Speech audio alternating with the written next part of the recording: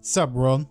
So season 2 brings about some massive changes, and in this video I'm going to go over all the rogue changes so you know what to expect and the routes you want to go with your rogue going into the new season.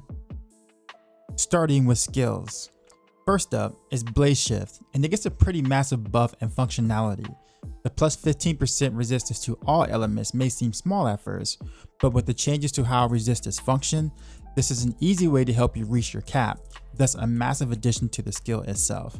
Combine this with increased lucky hit chance and the guaranteed movement speed buff, and players now have a basic skill that can somewhat rival that of Puncture when playing up close.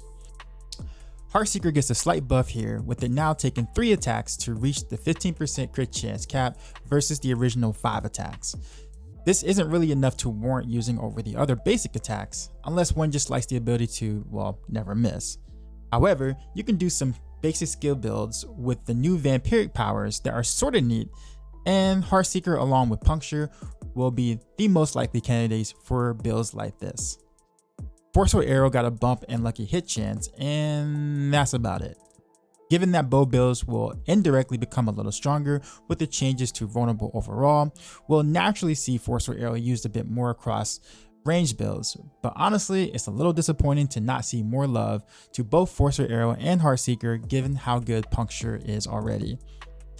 Countering Dark Shroud gets a nice quality of life, only needing 2 active shadows instead of 4 to get the crit chance buff, while Caltrops gets a duration buff.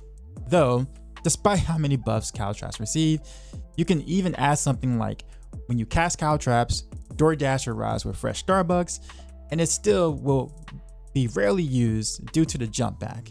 Until Blizzard finds a different way to deploy Caltrops, despite how good the buffs are, we'll see little use of this skill. Enhanced Smoke Grenade gets another buff to 25% more damage. This is something I use in quite a few of my builds already, despite the overall low usage in general.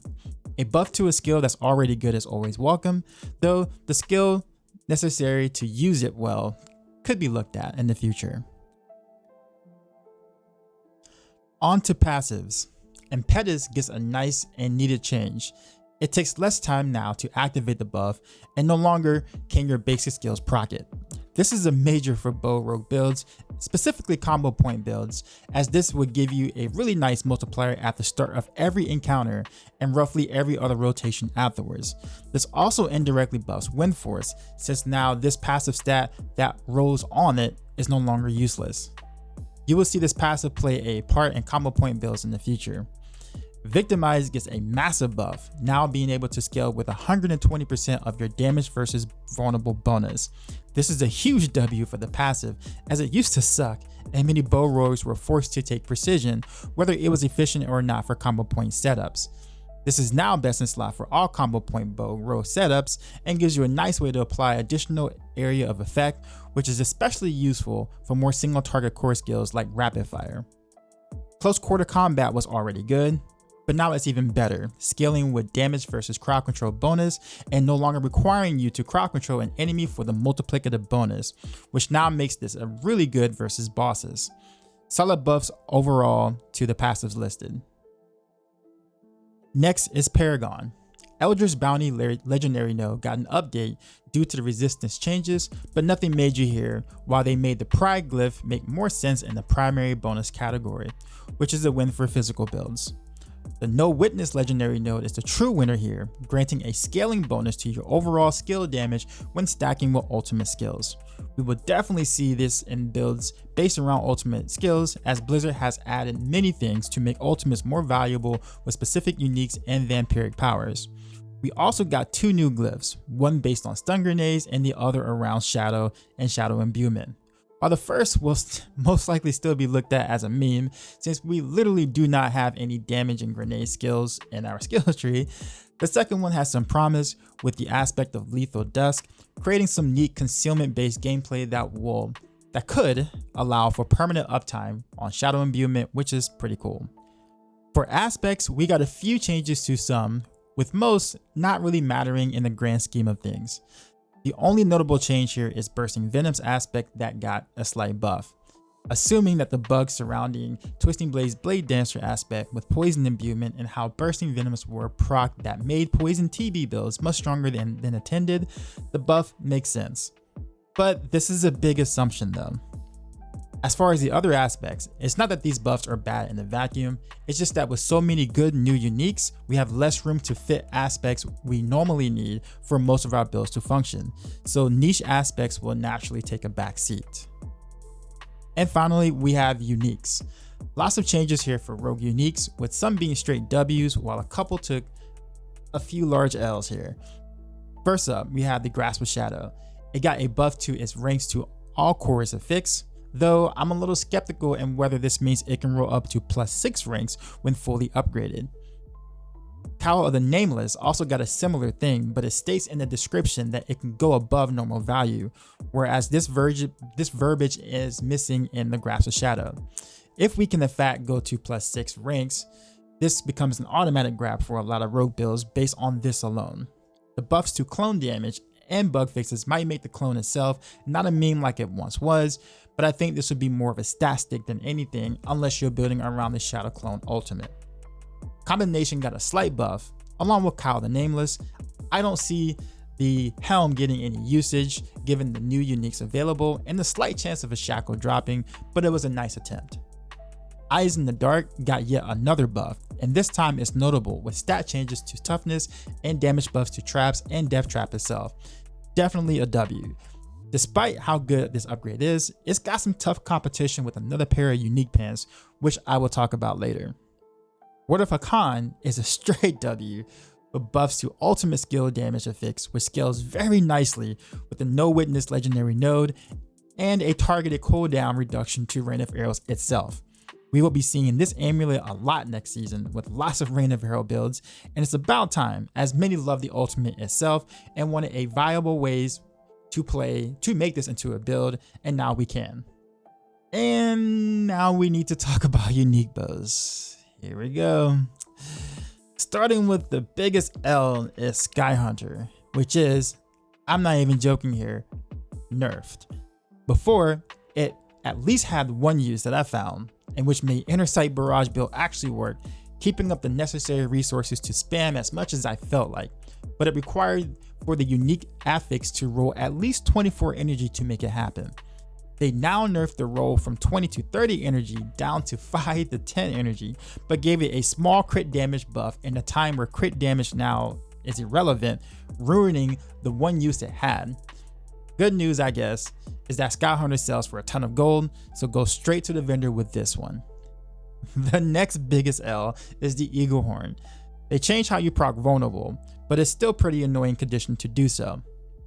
Having so many options to proc vulnerable on Rogue and with the season theme, this does not make much sense when penetrating shots' biggest annoyance is its inconsistency when there's not enough density. To make matters worse, the unique effect is even worse in Season 2 due to the fact that Blizzard made open world activities useful and added farmable bosses. The problem?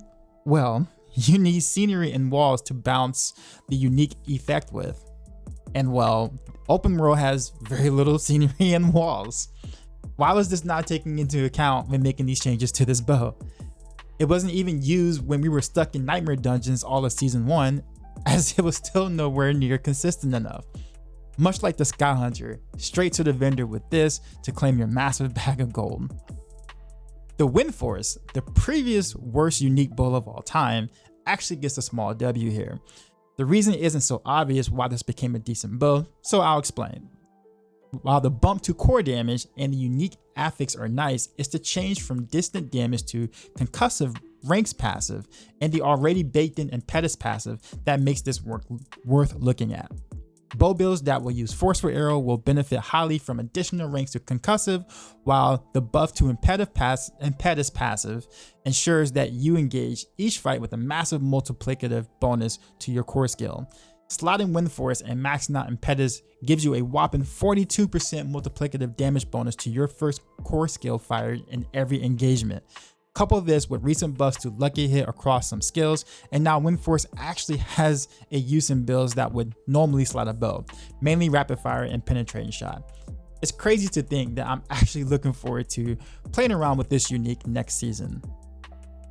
We got a slew of new generic uniques for the season, with every class getting at least one new unique. Rogue's new unique chest, the Scoundrel's Leathers, is a very nice one for Innersight builds, potentially free traps including Death Trap while Innersight is maxed out.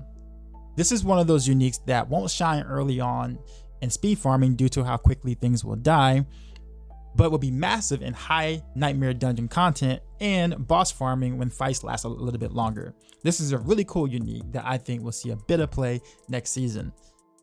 Godslayer Crown has some massive potential with the ability to pull in mobs while giving a godlike 30 to 60% multiplier.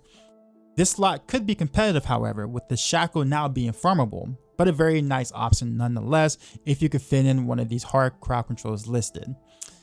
Flicker Step is the new big boy in town that's going to allow all of these Rain of Arrows, Shadow Clone, and Death Trap ultimate builds to come to life. Given the emphasis on the spacebar of the season with lots of effects while evading, this is a no-brainer for many up-close rogue builds. Tibbalt's Will unique gives a 40% multiplier and 50 energy just for making yourself unstoppable, making this a must-have unique pants for a lot of builds and best in slot for bow builds since Metamorphosis Vampiric Power grants unstoppable when you evade. It is these pants that gives Eyes in the Dark a run for its money even on Death Trap related builds. Corroded Signet Ring turns dot builds into a massive AoE burst upon eruption.